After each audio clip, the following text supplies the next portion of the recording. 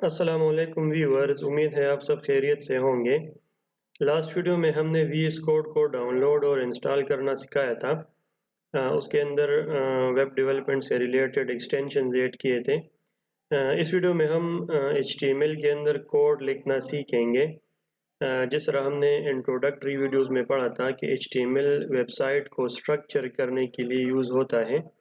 Website का जो basic structure है वो हम HTML में लिखते हैं, और CSS जो है वो स्टाइल्स और फॉन्ट्स और लेआउट बनाने के लिए यूज़ होता है। इसी तरह जावास्क्रिप्ट जो है वो लॉजिक और इंटरेक्टिविटी ऐड करता है एक वेबसाइट को। तो HTML जो है वो बेसिक बिल्डिंग ब्लॉक है एक वेबसाइट बनाने के लिए, और ये बेसिकली एक कंटेनर है जिसके अंदर डिफरेंट टैग्स होते हैं। HTML के जितने भी एलिमेंट्स हैं, आप किसी भी वेबसाइट को अगर देख ले तो इसके अंदर जितने कंपोनेंट्स हैं वो सारे HTML के अंदर लिखते हैं। अपना VS कोड ओपन कर लेते हैं। मैं यहाँ पे एक फोल्डर बनाया था HTML CSS जावास्क्रिप्ट के नाम से। इस पर राइट क्लिक करता हूँ, ओपन विद कोड। तो ये मेरा ऑटोमेटिकली VS कोड में ओपन हो जाएगा। अब यहाँ पे मैं फॉर एग्ज़ाम्पल इसको नाम देता हूँ index.html के नाम से। HTML के जितने भी फाइल्स होते हैं उसका एक्सटेंशन HTML होता है। जिस तरह पाइथन का py होता है, टेक्स्ट फाइल्स का txt होता है, इसी तरह exe फाइल का exe होता है। तो HTML के अंदर का जितने भी फाइल्स होते हैं उसका एक्सटेंशन .html या htm होता है।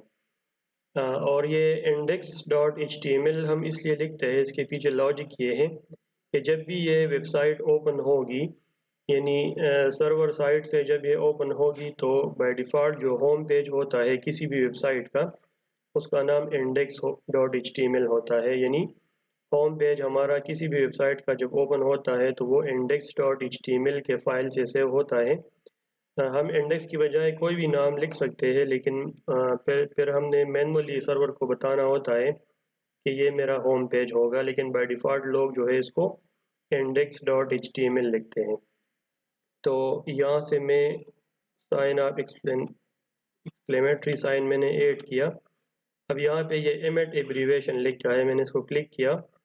तो VS कोड का फ़ायदा ये है कि ये हमें बहुत सारा कोड जो है वो बना बनाया दे देता है। और अगर हम कोई दूसरा टेक्स्ट एडिटर यूज़ करें लाइक नोटपैड, तो ये हमें मैनुअली लिखना पड़ेगा। तो अभी आप देख सकते हैं इसने मुझे ये पूरा जो कोड है ये बना बनाया दे दिया। अब यहाँ पे आप देख सकते हैं ये जो है सारा कुछ ये टैग्स के फॉर्म में है। ये जो एंगुलर ब्रैकेट्स में लिखा है HTML, ये एक टैग है, ये ओपनिंग टैग है, और यहाँ पे क्लोजिंग टैग है। इसी तरह ये HTML जो है ये उसका रूट एलिमेंट है, यानी इसका पेरेंट टैग है, और उसके अंदर फिर डिफरेंट टैग्स है लाइक हेड टैग हो गया, बॉडी टैग हो गया।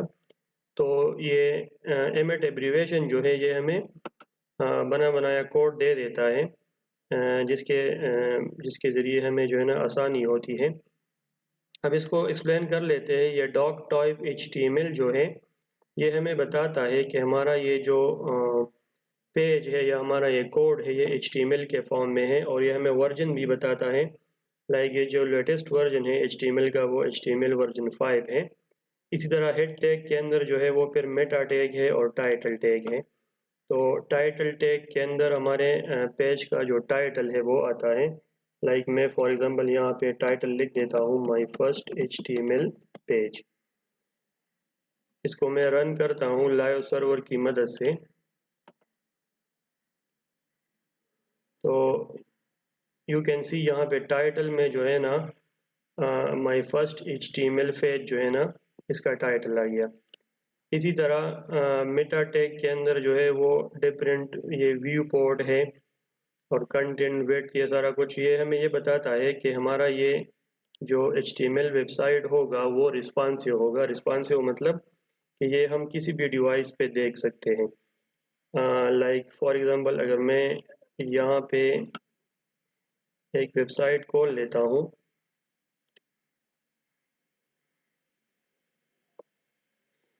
ये लेट सपोज मेरे पास एक वेबसाइट है, इसके ऊपर मैंने राइट क्लिक किया और राइट क्लिक करके मैं यहाँ पे इंस्पेक्ट क्लिक करता हूँ तो यू कैन सी ये मुझे जो है ना पूरा एक कोड उसके पीछे जितना भी कोड था वो सारा कुछ डिस्प्ले कर लेता है। लाइक इसके अंदर जितने भी एलिमेंट्स हैं चाहे वो टेक्स्ट हो चाहे वो बटन्स हो तो ये मुझे दिखाता है कि इस बटन ने कितना स्पेस ऑक्युपाई किया है। लाइक अब ये एक बटन है जॉब पोर्टल और बटन के अंदर फिर टेक्स्ट है तो ये सारा कुछ टैग्स है ये हम आगे पढ़ेंगे यानी कौन से टैग ने जो है ना वो हमने कहाँ पे लगाया है और उसने कितना स्पेस ऑक्युपाई किया है ये सारा कुछ मुझे जो है ना यहाँ पे राइट साइड पे जो कोड है इसके पीछे वो डिस्प्ले हो रहा है। इसी तरह मैं यहाँ पे इसका जो रिस्पॉन्सिवनेस है वो चेंज कर सकता हूँ।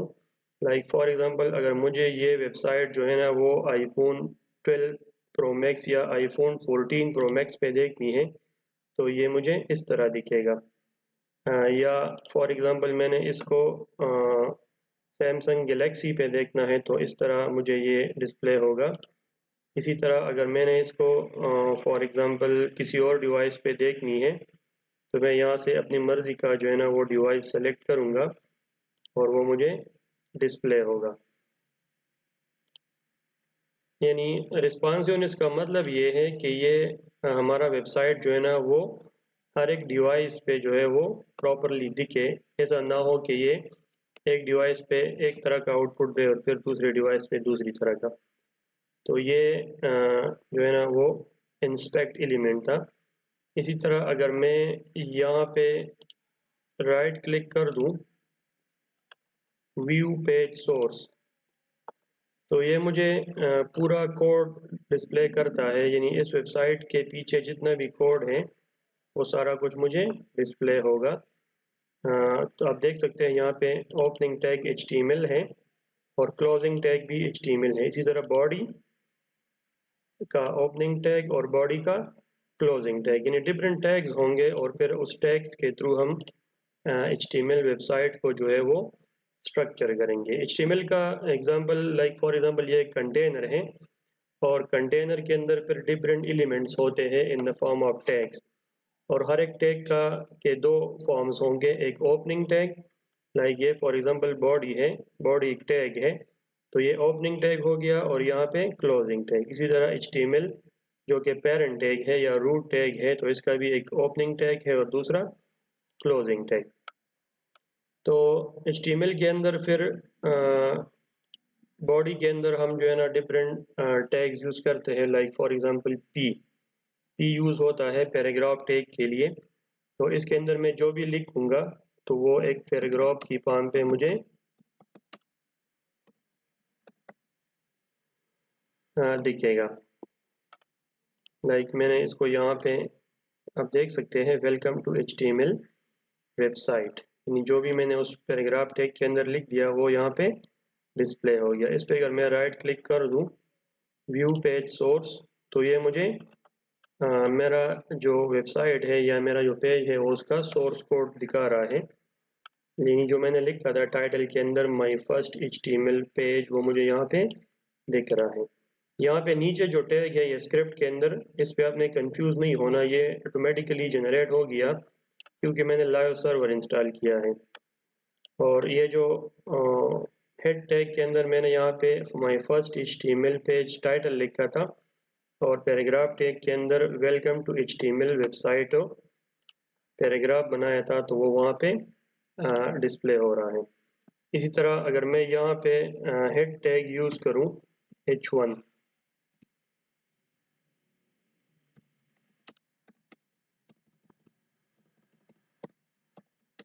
माय फर्स्ट HTML वेबसाइट तो ये हेडिंग जो है ना वो मुझे पैराग्राफ के ऊपर जो है वो डिस्प्ले होगा माय फर्स्ट HTML वेबसाइट। अभी आप देख सकते हैं हेडिंग का साइज जो है वो पैराग्राफ से बड़ा है। So it was all about structure of HTML। Next video में हम बेसिक HTML टैग्स के बारे में पढ़ेंगे। सो मिलते हैं नेक्स्ट वीडियो में।